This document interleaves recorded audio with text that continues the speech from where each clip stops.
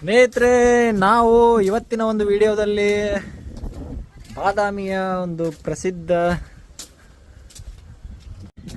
ಭೂತನಾಥ್ temple ಬಗ್ಗೆ ಮಾಹಿತಿ ಕೊಡಲಿಕ್ಕೆ ನಾವು ಹೊರಟಿದ್ದೀವಿ. ಬನ್ನಿ ಸ್ನೇಹಿತರೆ, ನೀವಿಲ್ಲಿ ನೋಡ್ಬೋದು ಭೂತನಾಥ್ ಟೆಂಪಲ್ಲು ಇದೆ. ಅದು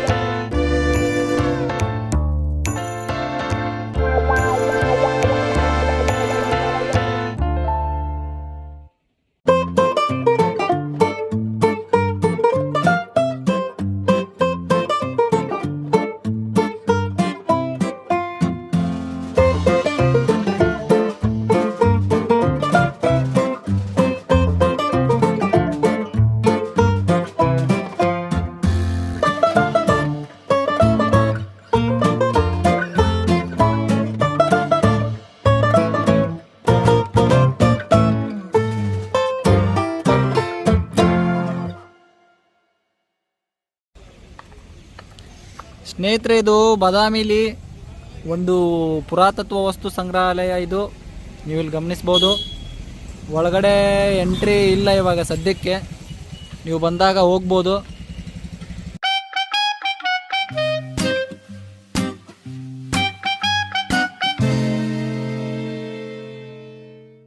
ಸ್ನೇಹಿತರೆ, ಇದು ಒಂದು ದೃಶ್ಯ ಇಲ್ಲಿ ಕಂಡು ಬಂತು. ಮಂಗ ಹೋಗ್ತಾ ಇದೆ. ಹಾಯ್ ಹೇಳು ಮಂಗ, ಹಾಯ್.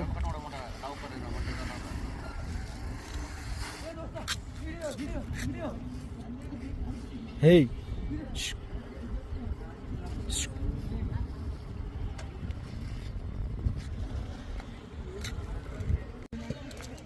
ಫ್ರೆಂಡ್ಸ್, ನಾವು ಇವಾಗ ಭೂತನಾಥ್ ಟೆಂಪಲ್ಗೆ ಹೊರಟಿದ್ದೀವಿ.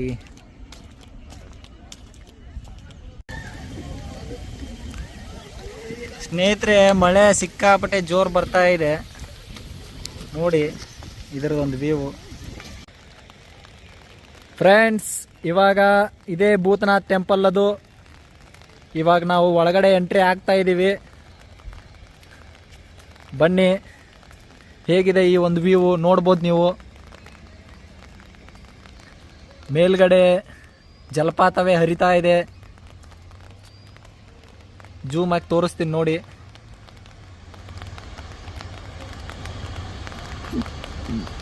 ಎಷ್ಟು ಚೆನ್ನಾಗಿ ನಯನ ಮನೋಹರವಾಗಿ ಹರಿತಾ ಇದೆ ಈ ಜಲಪಾತ. ಯಾಕೆ ಅಂದರೆ ಅದು ಸ್ಟಾರ್ಟಿಂಗ್ ನಾವು ಬಂದಾಗ ಇದ್ದಿದ್ದಿಲ್ಲ, ಇವಾಗ ಮಳೆ ಆಗಿ ಹೋಗಿದೆ. ಇಲ್ಲಿ ನೀವು ನೋಡ್ಬೋದು ಕೆರೆ ಇದೆ.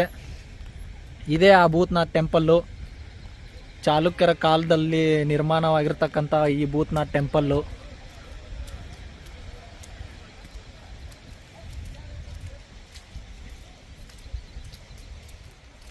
ಸ್ನೇಹಿತರೆ, ಇದೇ ಆ ಭೂತನಾಥ್ ಟೆಂಪಲ್ಲು. ಬಾದಾಮಿಯ ಒಂದು ಪ್ರಸಿದ್ಧ ದೇವಾಲಯಗಳಲ್ಲಿ ಇದು ಕೂಡ ಒಂದು. ಬನ್ನಿ, ಅದರ ಒಂದು ವ್ಯೂ ಹೆಂಗಿದೆ ನೋಡೋಣ. ಫ್ರಂಟ್ ವ್ಯೂ ಯಾವ ಥರ ವ್ಯೂ ಇದೆ ಇದು ಎಕ್ಸ್ಪ್ಲೇನ್ ಮಾಡಿ ನೀವೇ. ನಿಮ್ಮ ಇದರಲ್ಲಿ ವರ್ಣನೆ ಮಾಡ್ಬೋದು ನೋಡಿ. ಅದು ಅಲ್ಲಿ ಕಾಣ್ತಾ ಇದೆಯಲ್ಲ, ಅದು ಮೇನ್ ಬಸದಿ. ಭೂತನಾಥ್ ಟೆಂಪಲ್ನ ಒಂದು ಮುಂಭಾಗ ಒಳಗಡೆ ಹೇಗಿದೆ ಅಂತ ನೋಡೋಣ ಬನ್ನಿ.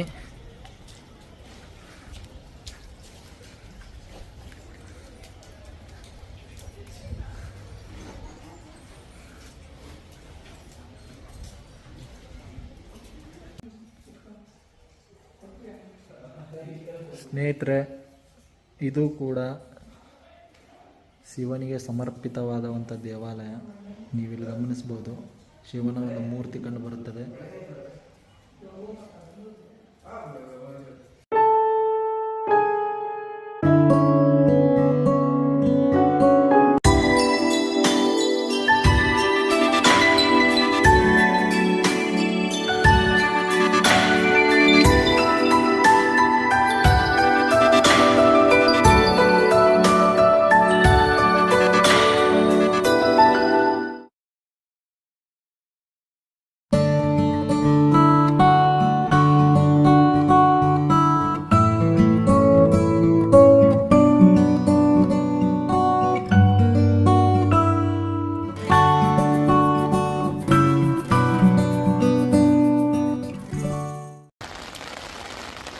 ಸ್ನೇಹಿತರೆ, ಭೂತ್ನಾಥ್ ಟೆಂಪಲ್ ಹೊರಗಡೆ ಒಂದು ವ್ಯೂ ತೋರಿಸ್ತಾ ಇದ್ದೀನಿ ನೋಡಿ.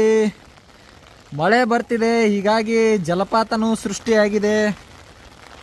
ಯಾವ ರೀತಿ ನೀರು ಹರಿತಾ ಇದೆ ಅಂತ ನೀವು ನೋಡ್ಬೋದು. What a beautiful scenery, so ನೈಸಾ. ಅಲ್ಲಿ ಮೇಲ್ಗಡೆನೂ ಹೋಗ್ಬೋದು.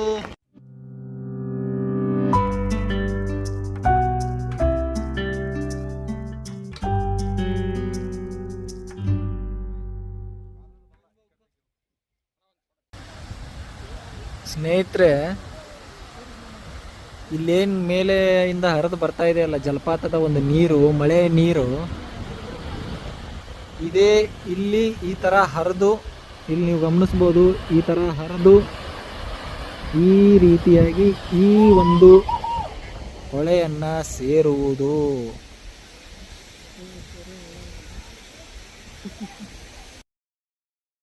ಎಲ್ಲ ಶಿಲ್ಪಗಳಿಗೂ ಒಂದೊಂದು ಹಿಂದಿನ ಕಥೆ ಇದೆ. ನನ್ನ ಶಿಲ್ಪ ಚೆಲುವೆ ಇವಳ ಮುಂದೆನ್ನ ಬದುಕು. ಫಾಲೋ ಮಾಡಿ, ಸಬ್ಸ್ಕ್ರೈಬ್ ಮಾಡಿ, ಶೇರ್ ಮಾಡಿ.